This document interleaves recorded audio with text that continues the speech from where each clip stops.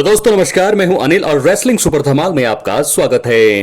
तो दोस्तों साल 2025 जॉन सीना के करियर का आखिरी साल होगा। वो अपने रिटायरमेंट की अनाउंसमेंट कर चुके हैं। मनी इन द बैंक 2024 में आकर उन्होंने ये घोषणा की थी और अब जो है एक बड़ा दावा किया जा चुका है कि जॉन सीना को अपने आखिरी मुकाबले में एक बड़ी हार का सामना करना पड़ सकता है।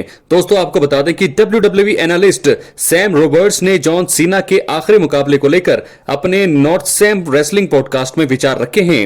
उन्होंने बताया है कि कैसे यह मुकाबला रैंडी ऑर्टन के साथ हो सकता है और इसमें दवाई पर को जीत मिल सकती है। दोस्तों सैम ने बताया है कि यह द शील्ड वाला मुकाबला हो सकता है। फैंस को याद होगा कि जब डीन एम्ब्रोज ने WWE को छोड़ा था तो उस समय पर द शील्ड का एक मुकाबला हुआ था। इसी तर्ज पर सैम को लगता है कि रैंडी ऑर्टन भी जॉन सीना के आखिरी मैच का हिस्सा उन्हें बनना चाहिए। दोस्तों उनका मानना था कि इसमें रैंडी ऑर्टन को जीत मिलनी चाहिए। जॉन सीना और रैंडी ऑर्टन WWE रिंग में एक कट्टर दुश्मन रहे हैं। सैम ने बताया है कि इसका मकसद किसी भी रूप में रैंडी ऑर्टन को पुश करना नहीं है, लेकिन ये एक सही कदम होगा।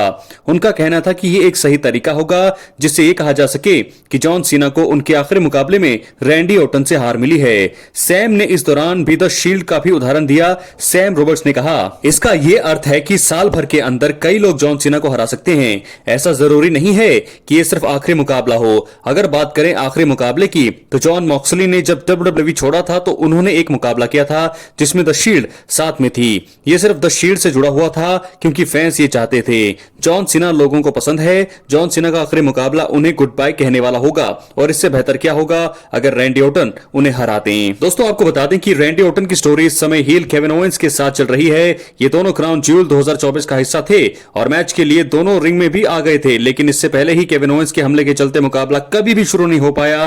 केविन ने रैंडी ऑर्टन पर हमला करके उनकी हालत खराब कर दी। फिलहाल दोस्तों रैंडी ऑर्टन तो केविन ओवेंस के साथ भिड़ंत में अभी व्यस्त हैं, तो ऐसे में जॉन सीना के आखिरी चैलेंजर के रूप में रैंडी ऑर्टन का नाम यहां पर लिया जा रहा है। WWE एनालिस्ट का सैम रॉबर्ट्स का ऐसा मानना है कि जॉन सीना जो है अपने आखिरी मुकाबले में रैंडी ऑर्टन से लड़ेंगे और उनसे उन्हें हार मिलेगी। दोस्तों चलो ये उनकी रिपोर्ट है, लेकिन मेरे हिसाब से मैं यही चाहूंगा as a John Cena fan कि वो अपना आखिरी मुकाबला जीतें। क्या है आपकी राय? अपनी राय कमेंट बॉक्स में जरूर दें और अगर आप चैनल पर नए हैं चैनल को सब्सक्राइब करें। तो दोस्तों क्या जॉन सीना को अपने आखिरी मुकाबले में हारना चाहिए?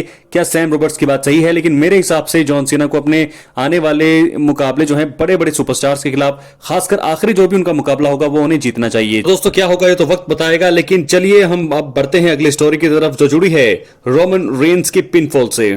तो दोस्तों आपको बता दें कि क्राउन ज्यूल 2024 में रोमन रेंस और ऊसोस ने टीम बनाकर सोलो सिकोआ, जेकब फाटू और टामा टोंगा का सामना किया था। यह मुकाबला काफी बेहतरीन रहा और सभी ने बवाल मचाया। अंत में सोलो सिकोआ ने रोमन रेंस को पिन करके टीम को जीत दिलाई। ये काफी चौंकाने वाली चीज थी और फैंस भी बेहद हैरान नजर आ रहे थे। अब फॉर्मर WWE राइटर ने इसकी संभावित वजह बता दी है। क्या है रियल रीजन क्यों रोमन रेंस को पिन होना पड़ा? The coach and bro show पर विंस रूसो द्वारा रोमन रेंस के पिन होने का कारण सामने आया है।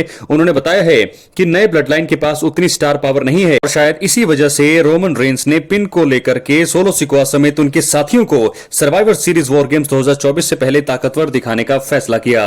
उन्होंने कहा, क्या यह संभव है कि रोमन रेंस ऐसा चाहते हों? यानी कि क्या संभव है कि रोमन रेंस पिन होना चाहते हों? हम सभी ये कह रहे हैं और मैं भी इस चीज को लेकर गुस्सा हूं। हम लगातार ये कह रहे हैं कि मौजूदा ब्लड लाइन एक बी टीम है। मुझे लगता है कि WWE में भी ऐसी ही फीलिंग होती, तभी शायद रोमन रेंस ने कहा होगा हमें उन्हें आगे लाना चाहिए। इस चीज से वो उस लेवल पर आ जाएंगे क्योंकि सर्वाइवर सीरीज आने वाला है और वहां चीजें बराबर हो जाएंगी। अगर रोमन रेंस ने यह सुझाव दिया होगा तो मुझे हैरानी नहीं होगी।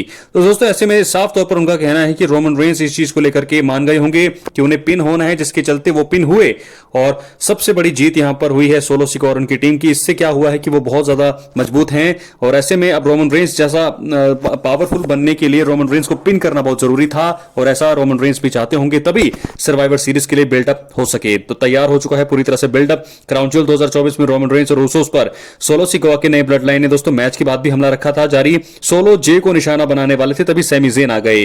उन्होंने सोलो पर हमला किया और फिर असली ब्लड लाइन का उन्होंने उनका साथ दिया था। रिंग में सोलो सिकोआ अकेले थे। इसी बीच रोमन रेंस और सैमी ज़ेन ने साथ मिलकर सोलो पर हमला करने का मन बनाया।